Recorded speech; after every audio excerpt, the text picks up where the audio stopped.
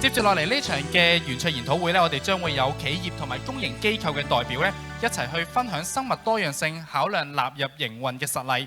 同場咧亦都有學者同埋專家一齊討論與自然和諧共生、平衡發展及生態保育。The upcoming panel discussion will invite representatives from the business sector and public institutions。跟住落嚟咧，我哋會有公營同埋企業會分享點樣將生物多樣性考量咧納入到實際嘅運營，亦都有學者咧探討同自然嘅和諧共生、平衡發展同埋生態保育。May now invite the speakers to the stage。首先係恒基事業地產有限公司可持續發展主管於正仁先生。Mr. Johnny Yu, the Head of Sustainability of Henderson Land Development Company Limited。香港機場管理局可持續發展總經理李仲騰先生。Mr. Peter Lee, the General Manager of Sustainability of the Airport Authority Hong Kong。香港生物多樣性博物館創始總監、香港大學生物科學學院助理教授管立德教授 ，Professor Benoit Gounod, Founding Director of the Hong Kong Biodiversity Museum and the Associate Professor of the School of Biological Sciences of the University of Hong Kong。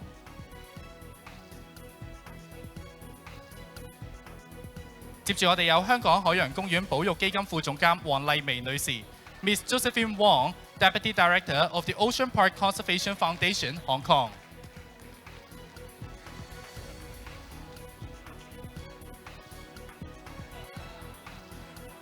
而我哋嘅第4場嘅研討會邀請到香港中華煤氣高級環境、社會及管治經理陳子立工程師擔任今次嘅主持人。The panel discussion will be moderated by Engineer Jasper Chan, the Town Gas Senior ESG Manager。好，喺研討會開始之前呢，先邀請咁多位嘉賓講者望向大會攝影師，我哋影一張大合照。Before the panel discussion starts, may I invite all speakers and moderator to take a group photo. With step 1。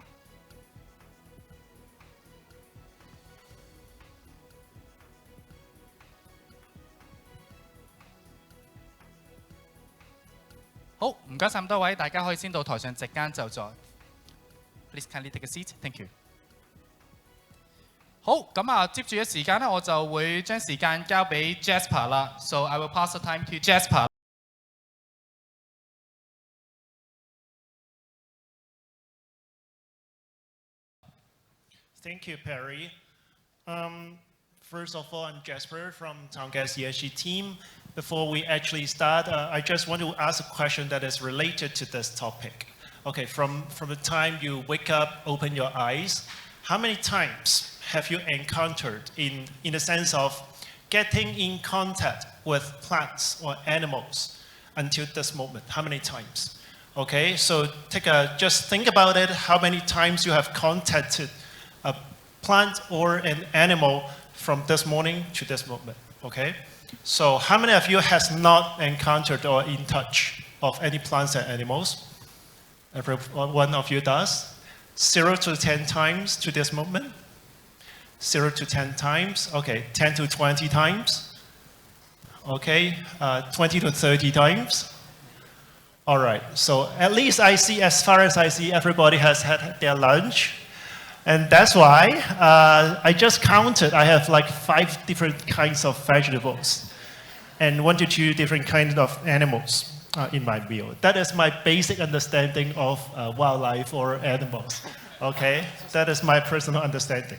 So today our focus will be coexisting with nature and then balancing ecology conservation. I would like to borrow the framework Professor Wong just now mentioned, MCC.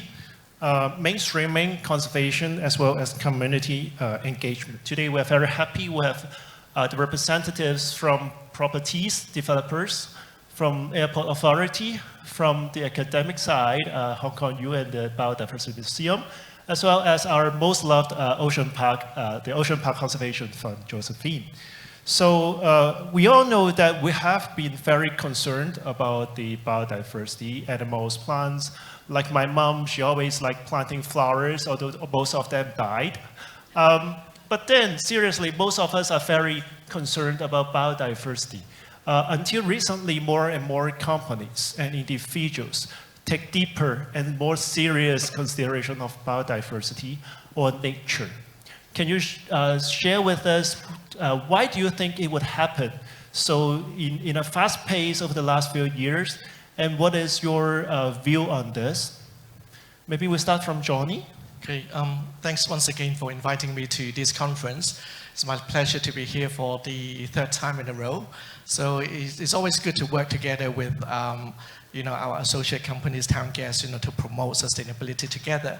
And this year is a different topic. When Town Gas first approached me, I thought biodiversity has been a hot topic, but it's something relatively new to all of us. I guess in terms of the reporting side, in terms of data analysis, but it has been around for a long time. And at Henderson Land, we have been involved in property development, property investment, and property management businesses. So there's a lot of sustainability issues that we have to think about. I think for the last 2 years, climate risk has been a big topic that we have been focusing on. So we were looking at scenario analysis, possibility of sea level rise, especially when we have so many buildings in the heart of Central, and also think about the typhoon risk. But again, we have done a lot of climate resilient, work on our buildings, and that's why even under extreme weather, there's been no or minimal impact on our buildings. But when I think about biodiversity, I always think about that topic together with climate change. So they are intercorrelated. The way I think about it is, if there is a change in temperature, no doubt it is going to affect the distribution of species, animals, and plants, in the world. So that's why we have to, keep, climate change and, biodiversity under control. And especially when we look at the World Economic Forum Global Risk Report, which I've been looking at for the last few years, climate change and biodiversity have always popped up as the top 5 issues that we have to think about. And I'm not going to go through why this is important because everybody knows already. So I think what we have been doing at Henderson is whenever we work on projects, we will do a lot of planning, do a lot of biodiversity, climate risk analysis beforehand. And I thought I'd just take this opportunity to go through one project that I think is worth mentioning. If you want more details, you can go to hld.com, the website, 2020 sustainability report, because we've been doing it for so many years. So I refer to one pretty good example, which is our Sunway project that we worked on. We spent about 4 years in terms of planning, in terms of talking to the government, getting approval, and working with different stakeholders, getting public opinions. That was an open area, used to be an open area where it was a parking lot for trucks. So at the end, what we have done is that we turned the brownfield truck yard into an ecological paradise, where now if you were to look at the area, it has over 100 different birds. I would say a wide variety of birds, and some of them are endangered animals. So apart from birds, you have animals and others as well. The area is 4.7 hectares, which is quite big in size, and also it is one of the successful wetland restoration project that we have worked on. So I thought I'd take this opportunity to mention, how focused and how dedicated our group has been on climate change and also on biodiversity. Sure, thank you. It's really encouraging to see companies getting involved, from evolving from the reporting side into doing something actually that benefits the biodiversity. So for Peter, I have a more challenging question for you, because over the last weekend, I traveled to the airport with my kid, and I was explaining to her, okay, it was used to be the living area of the dolphins, and then my kid popped her head out of the window and said, "Daddy, I don't see any white dolphins." And probably AA has done something on it. I mean, how to conserve the area and do a lot of assessments. Can you share with us how AA conserve the marine area, especially there is near the airport development? Sure, thank you for the invitation. And as we can see, in the last panel, people talking about for our organization, what is the connection of the organization with the nature? For Airport Authority, of course, we are in an airport island, so we are actually connected to the surrounding marine water. So definitely, marine ecology will be one of our areas that we want to conserve. And everyone understands when we expand our airport, we no choice actually expanding to the marine environment. So in the past few years, actually before the starting of the construction, we have been working on different fronts to try to minimize the impact on do more conservation after completion of projects. So talking about the construction stage, actually with the design, actually we try to minimize the impact in construction phase. One very good example is in the part of the construction project, we need to divert a fuel pipeline connecting to Sa Chau Island, which is actually buried on the seabed. And to do the diversion, actually, we try to not go away with the conventional approach. That means dredge the trench and then lay the fuel pipeline, disturb the marine environment. Instead, we go for a more technically challenging approach. We drill a tunnel to 100 meters below the seabed level at the bedrock level, and then go up to the Sa Chau Island. The whole alignment of the pipeline did not touch upon any marine water. So it's zero impact to the marine environment. But having said that, I mean, it's easy to say, but actually it's, of course, more expensive and then technically very challenging. My colleagues actually told me when we make a decision, we don't understand that the length of that pipeline is actually a world record at the time of completion. So actually we are taking a risk. But I think this is one of the many examples. I can share more after in the second round. All right, so when I get back to home, I can tell her that it's not AA's problem, right? Let's give a round of applause to AA. I think it is a very good project to set a world record. So Professor Benoit, I know you are in charge of the Hong Kong Biodiversity Museum, which is set up quite in the last few years. So what was the reason of setting up the museum, and what was like the objectives and the usual programs in the museum? Does it really relate to the growing attention from the public on biodiversity? Yes, so first of all, thank you for the invitation and good afternoon, everyone. For my career, I'm a researcher, so I do science and I study biodiversity for over 20 years now. So I think I have a general good understanding of what biodiversity is and also some of the issues that might be related to it. Although I have to say, when we study biodiversity, we have to be very humble, because the first thing we learn is that we actually know nothing. And I just want to illustrate that by just mentioning that we estimate, as scientists, that 80% of the species on this planet are still undescribed, meaning we have no idea what they are, and they simply don't have a name. And even for those that do have a name, we have no idea where they live, what they do, what kind of interactions they have. So I think when we talk about biodiversity, we'll always have to be humble in front of that and realizing that we have a lot of gaps at this point, much more than actually answers. The second part is when you try to teach or study biodiversity, you want people to also understand what we are really talking about. We talk about species, we talk about plants, animals, but what are those really? And when I arrived in Hong Kong about 10 years ago, actually it's going to be 10 years at the end of this month, I realized that such facilities were not available. And fortunately at HKU we had a small collection that existed, and I thought there was potentially an opportunity to do something with that collection. So back in the days, we had about 10,000 specimens. And then I started having a few people coming. And the reaction they were all having was, wow. Always, that's probably the most common word I hear. Wow, wow. People are just amazed when they see it. And when we talk about biodiversity, the first thing is that we are fascinated about it.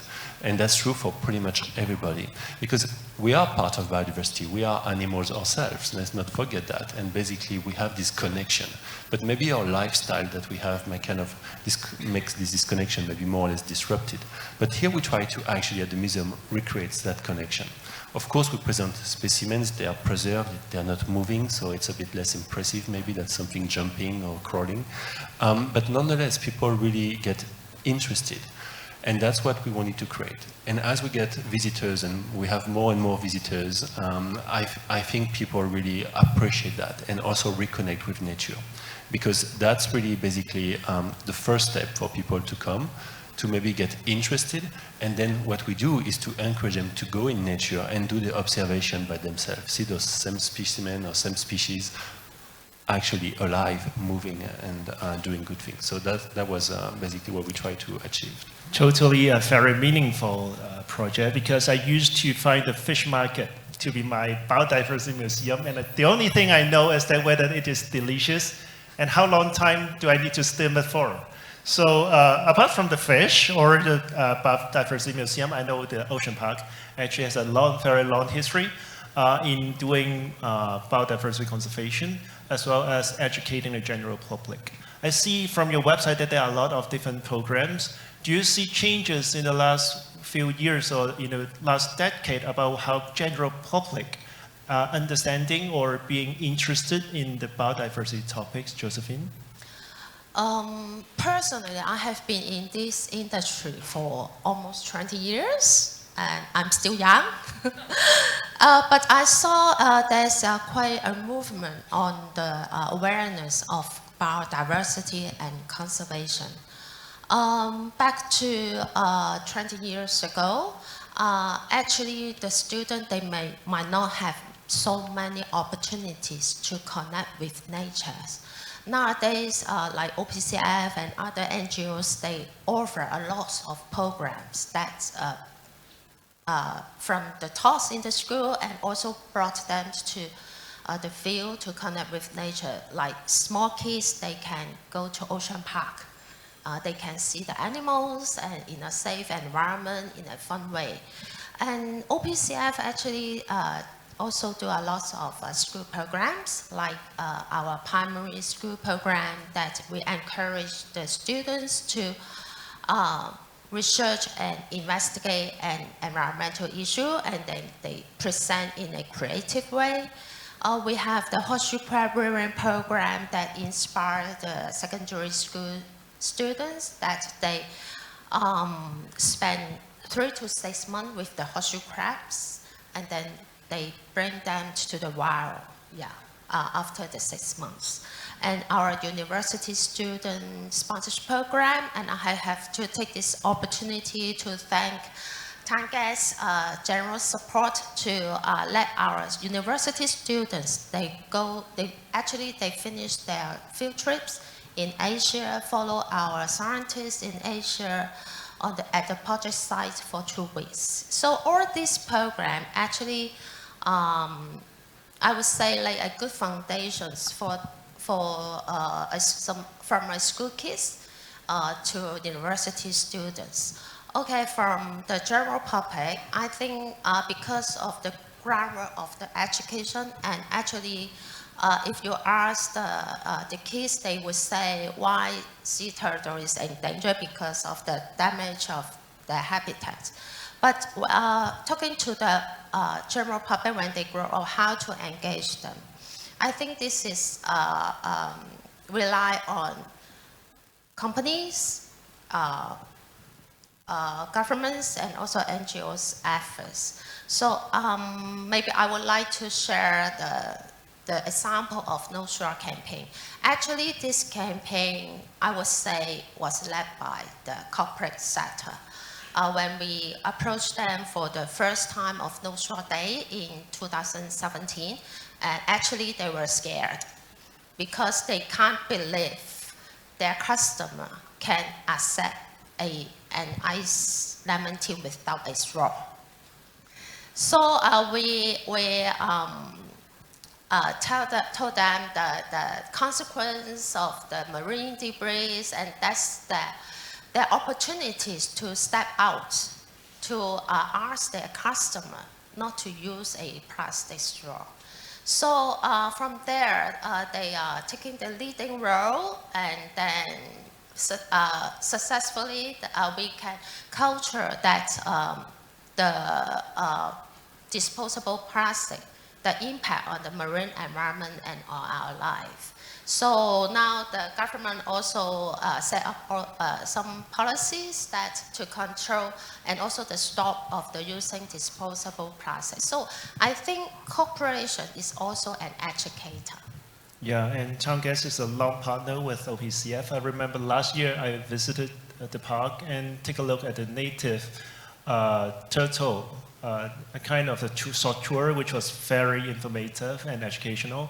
Going back to Johnny, just now Josephine mentioned about collaboration with NGO from corporates. Do you have some programs or some kind of policies that you can share with us, how you do it in Henderson? Yes, I can think of a few examples. Also, thought about what Josephine was mentioning earlier, 20 years experience in this field. So I only have 4 years experience, so I must be the youngest on the panel. So back to the serious topic, I think if I were to look at the way that we promote biodiversity before I go into an example, is that we think this topic is relatively important, and that's why 2 years ago we decided to introduce a new policy, which is published on our website. You can easily find it in the public domain.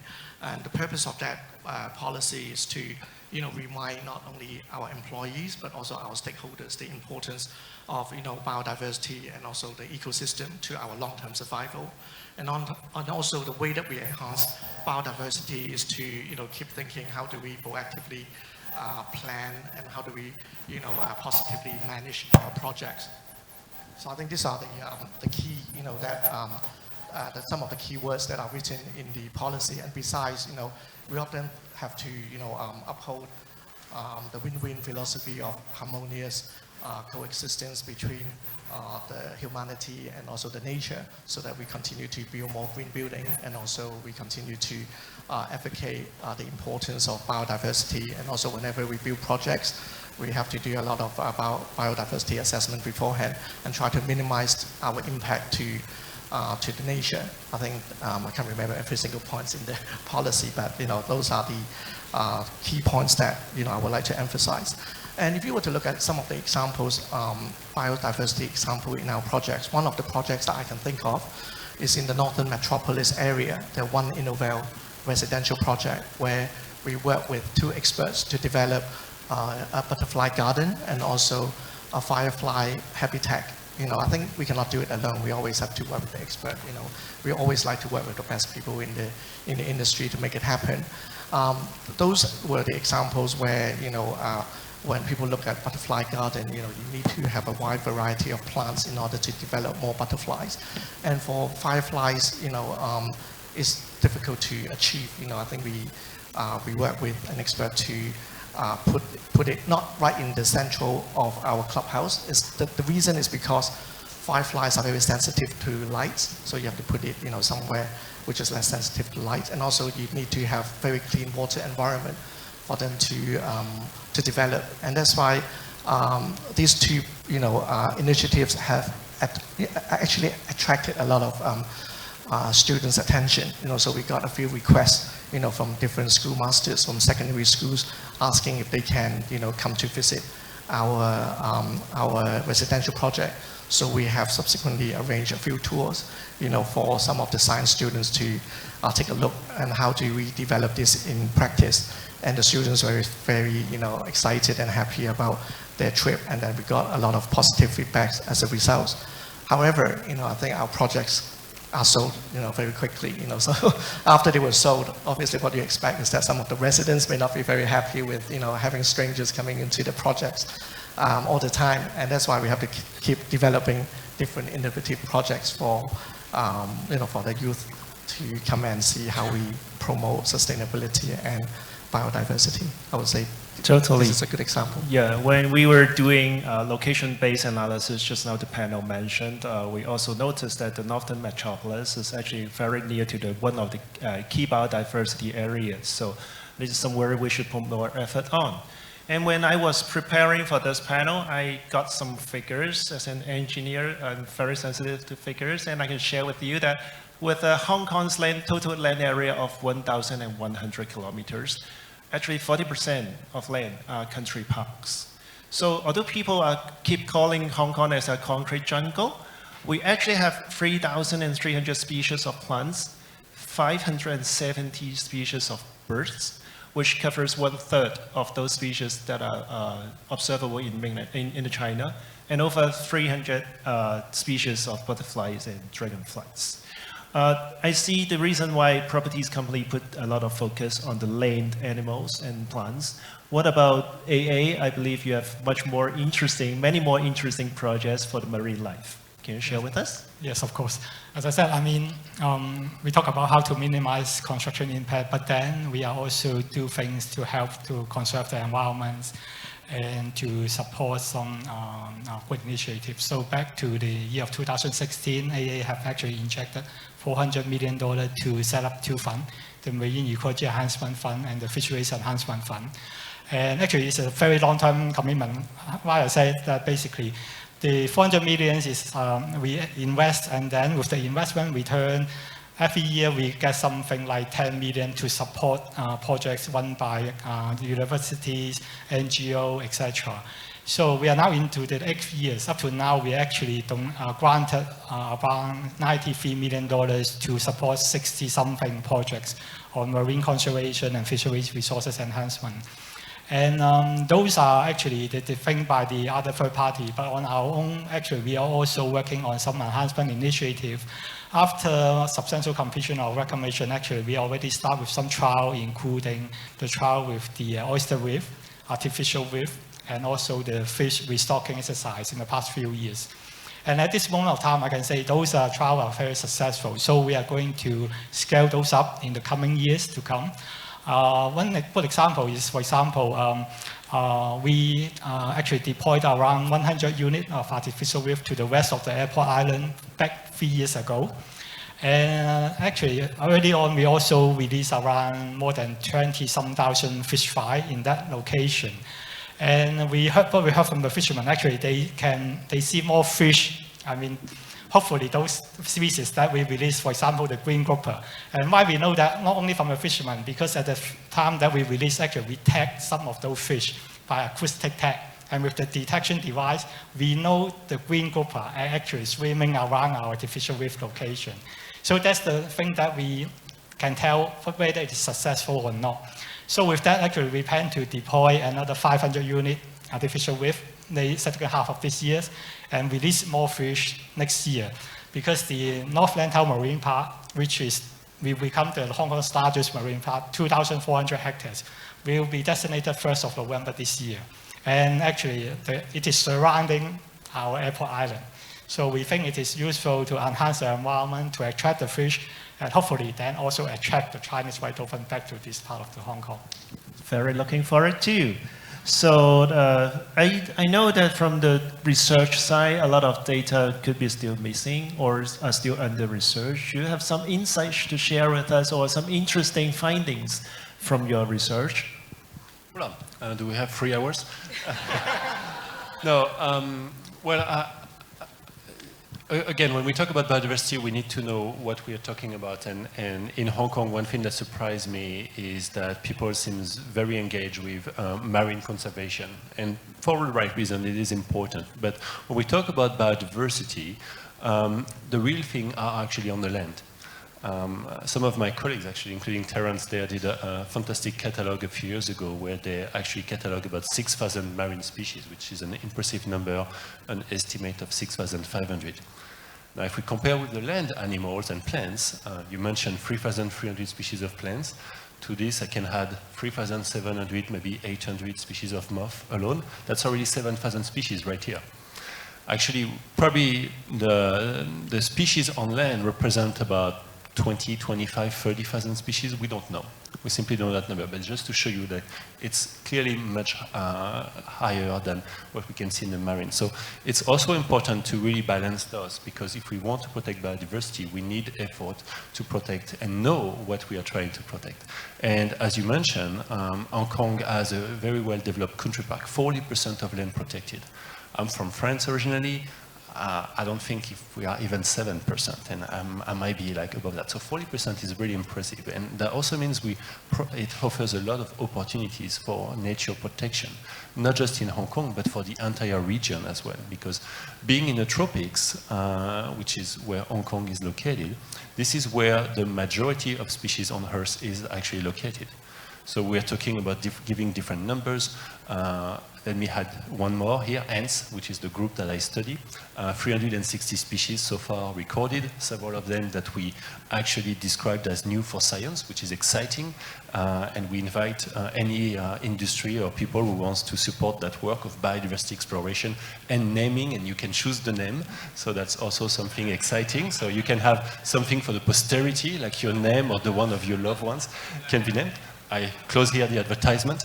But this is something that is very exciting. You will find things here that are completely new to the entire world, and some of them can be found only here in Hong Kong. A few years ago, we described a tiny ant, 2 millimeter, beautiful to my opinion, and we named it Strumigis lentori. And so far, we know it from only 2 sites in Lantau Island.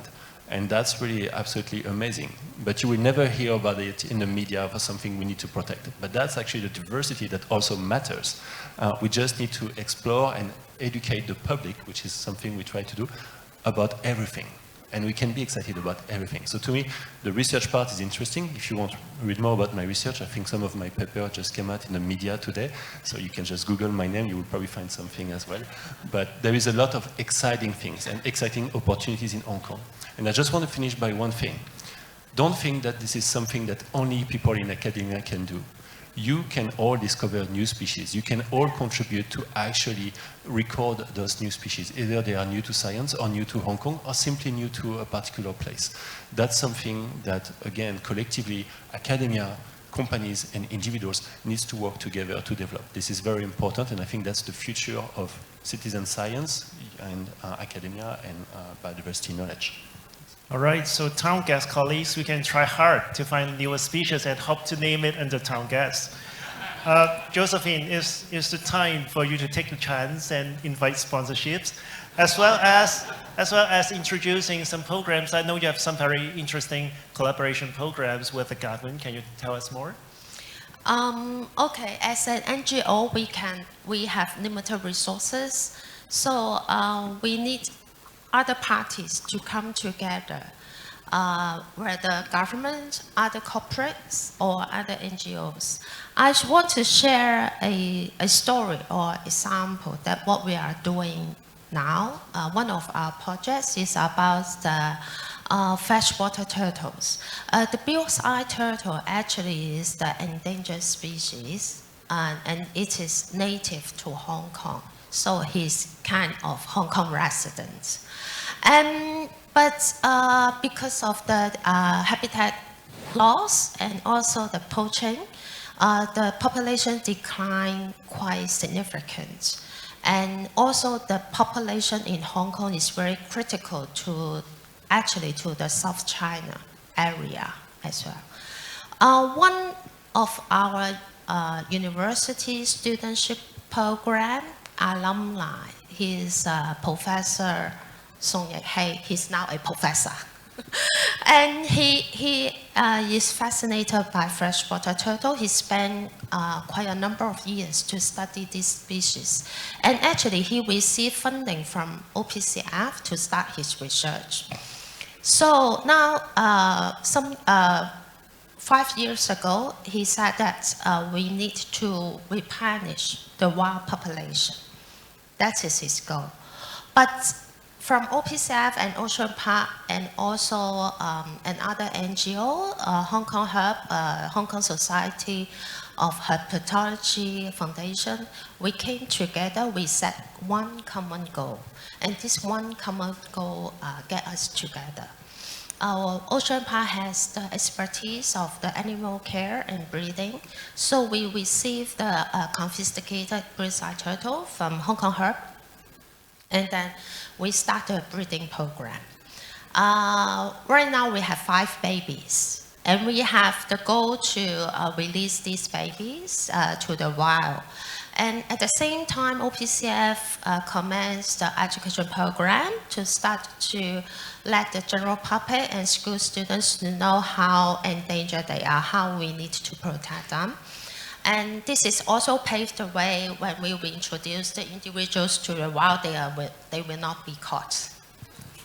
So, and also 2 months ago, Ocean Park gathered the experts in the region to have a IUCN workshop and also invite the AFCD to join. We're all together to share the information, the latest science data, and also we came up an action plan. So this action plan is not Ocean Park, not OPCF, not AFCD, it's all of us, for all of us. So involve a lot of parties, lots of experts, yeah. Thank you. In case anybody don't know what is the full name of IUCN, you can Google search it. It is actually the organization that made the red list, endangered species list, and a lot of different programs, even the NBS. So yeah.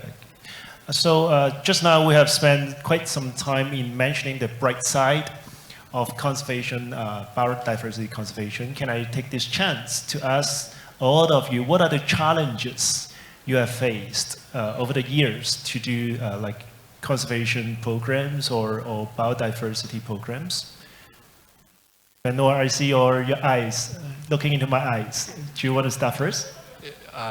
Yes, sure. Thank you. Well, there are multiple challenges. I won't say money because Hong Kong is a great place to do research, and scientists feel like they're always complaining about not having enough money, which is true. But no, more seriously, I think there are a number of topics that are very important when we talk about biodiversity and its conservation that are not up there. Briefly, earlier somebody mentioned invasive species. This is something that, again, most people don't know, but at least for all the species for which we have documented extinction mechanisms, we know that invasive species are the #1 cause. Okay, so that's true or not, it's a different debate, but we know it's a very important one nonetheless. And so invasive species, unfortunately, in Hong Kong, there are many of them because of the kind of trade that is going on here. So educating the people to actually change their behavior, but also working with companies so they know that they need to change the practice. So we reduce the risk of introducing new species. For the government as well to be aware of potential threats, that will be coming. So that's one of the issue. And personally, with my research, this is a topic that I study quite a lot. And it's sometimes difficult that there is not enough effort, in my sense, being done in that direction. A second one, which is more directed to conservation, oftentimes we talk about charismatic species. When we talk about insects, except for a few beautiful butterflies, we're not talking about charismatic species. And doesn't mean they are less important. We have to differentiate beauty from importance in the ecosystems. And for example, ants that I study is actually one of the key players, not necessarily all of them, but some of them. And so we need to understand that, and we need to also convey those kind of ideas to the public as well. We should not just be aware that things that are big or beautiful are important. Actually, everything can be important. Yeah, so there is a concept of equality in animal lives and plants as well. So Josephine, do you want to be the second? For the challenges, I would say let's remember that the nature gives us a lot of resources. We rely on the nature to give us food, medicine, shelter, fiber, etc. Actually, we rely on them more than they want us. Yeah. So remember that protect the biodiversity actually protect our well-being. And I would say we might be part of the problem, but sure, we are the solution. Peter, please. Yeah, I mean, I must say something about Chinese white dolphin, of course. Not talking about how to minimize the impact due to our activities to the Chinese white dolphin, but I think it's also challenging to know the animal. You know, Chinese dolphin have been, habitats in Hong Kong and also in the Pearl River estuaries. I mean, we are doing, for example, two rounds of surveys every month for the last something like around 10 years now. And actually, we don't even know, how far the Chinese white dolphin go. Actually, so that's why the fund that we are setting up also supporting organizations to do the dolphin survey in the Pearl River estuaries to understand where are they and what is the best location that they like, etc. And of course, the survey only based on human eye, so that can be done only during daytime. So that's why we are also supporting project during nighttime survey for the dolphin using some acoustic device, for example. And with all those input, basically, we now have a kind of slightly better understanding of the animal, but still not good enough for conservation purpose. I think that needs to be continued with the involvement. That's why the fund that we are supporting is an ongoing one. It will go as far as I understand, forever. So to support more and more projects and then to know the animal so that you can do the right thing to conserve the animal. Thank you, Peter. And Johnny? On my side, I guess the previous panel has already mentioned the difficulties in, dealing with all these up and coming and new regulatory requirements. TNFD has been quite challenging. I think as a pioneer, to report on TNFD, we started to report last year in 2023 report. When we look at the leap analysis, talk to various consultants, I think I still have doubts on the data completeness, how accurate the data are, and how, which method do you use to analyze the data. And the analogy that I always use is that, I used to work in the finance background. And I was saying that you have so many professionals, professional analysts trying to forecast the share price of, say, Henderson Land or Town Gas, in the industry from HSBC or from, different banks. They all come up with different prices. And there's a big range of prices that obviously they are based on different assumptions, different models. And likewise, for climate risk, for biodiversity assessment, which model do you use, which data set is accurate. So far, we are relying on IUCN, which I think they have a pretty good database. But then, in order to improve the accuracy, I think the market need to come to some consensus. And so far, I think it's a good start, but I think it's still not easy to report the figures that, if you try to compare different companies, what they are analyzing, you see a different set of results. Finally, I just want to mention about finding new species, very unique animal. There's, in the heart of Central, there's one new animal. I don't know whether you have explored or whether you have seen it yet. It's only one out of one in the world. You know where it is? It's located at number 2 Mary Road, the balloon swan in red color at our new building, the Henderson. It's a big artwork, it's a swan. The red color is there's only one in the world. So next time when you walk past, you can go up the escalator. Take a photo. Little red book, a lot of people have been taking photos, together with the swan. So. Yeah, thank you. So when we were doing the LEAP, we actually rely a lot on the existing databases about local biodiversity and all those kind of stuff. From the academic side, do we actually have a very comprehensive local data of biodiversity, which can help corporates to do a more precise and deeper understanding of what biodiversity impacts will have? Professor? No. So basically, but this is not specific to Hong Kong. This is all over the world. There is big discrepancies between different groups of organisms. So, for example, birds are over there. All the rest is right here, basically. And then if you look at even like invertebrates, like insects or other groups of arthropods or crabs, etc., then you have very few data, and for many of them we actually have almost no data at all. And that's why there are so many species that can still be described or recorded, because those data are rare. And of course, depending on which taxonomic group, which group of organisms you work on, you might have some that you have no information at all. For example, if we think about the flies, Diptera, there is almost no data in Hong Kong.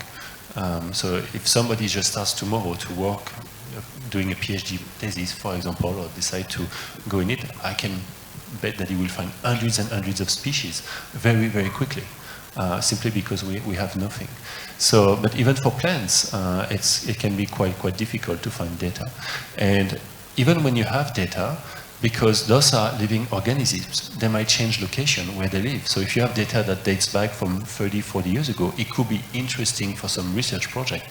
But for development, for example, this is actually not the kind of data you want. You want data that are relatively recent. So that's a big challenge. I like the point that they are actually moving. I find it hard to expect where my daughter has gone after school as well. So not to mention a whole species or those kind of complicated data. I see your time is running out. Would you like to give like 1 minute concluding comments of the panel, or where you see Hong Kong will be moving towards in the coming 5 or 10 years in terms of conservation or balancing development and biodiversity? Yeah, maybe I think we start with talking about everyone can feel the climate change now with the high temperature, severe storm, etc. with that situation, we can feel the biodiversity is now more vulnerable under this climate change situation. So that's why people are more concerned about diversities. So I would think corporation, organization like us actually need to put more resources in try to help to understand, of course, the habitat and also do more on conservation aspect. Yeah. Thank you. I think we are actually all parties in Hong Kong, they are quite open. And a forum like this, we share the data, we share our thoughts, we share our reviews. And also I supplement on the biodiversity data. Actually, AFCD, they have the biodiversity information hub, and you search it and they have a website, and they have quite a comprehensive data on the species found in Hong Kong. But of course, it's not a very detailed data, but you can know where you can find what. Yeah. And I think Hong Kong is going to the right direction along with the global trend. Participates in the international convention, and also in Hong Kong, government also set up the policies with the support of the corporates, the NGOs. So I think we need to believe we can reverse. Yeah. Thank you. Yeah, I think if I had one key message I would like to pass to everyone is that everybody can engage in learning and discovering biodiversity. And I think we need more people, because you were talking just right now about data and limitation. That's also because we don't have enough people contributing to it. And let's not forget one thing. As far as we know, this is the only planet where life exists. There is not a second chance here. So we need to protect all those millions of species that exist here. Each of them are important, and each of them offer potential opportunities for enjoyment, but also for development of technologies, of pharmacy, etc. So that's really unique, and that's why we need to consider and cherish every single one of them. Yeah, on my side, I think we should continue to educate and proactively go out there and tell people how important sustainability is. I like the initiatives that you put up. SAF, hydrogen. I don't think they were there last year, the SAF. So it's something relatively new to us. So I think I hope Tangas will continue to have the symposium next year. And also I want to say we need people like KS Wong. He's everywhere. Every time I go out attending ESG event, he's always there. So someone very passionate about sustainability, setting a good example, for us to follow. I think it's a great example, Mr. Wong. Thank you for your time and your effort. Thank you. So let's take the chance to give another round of applause to the speakers. I'm very happy to have you with us today. Thank you. Thank you so much for our guest speakers. So may I invite you all to make your way down from the stage and kindly take a seat. Thank you so much. 再一次多謝咁多位嘅嘉賓講者嘅分享，請各位先到席間就座。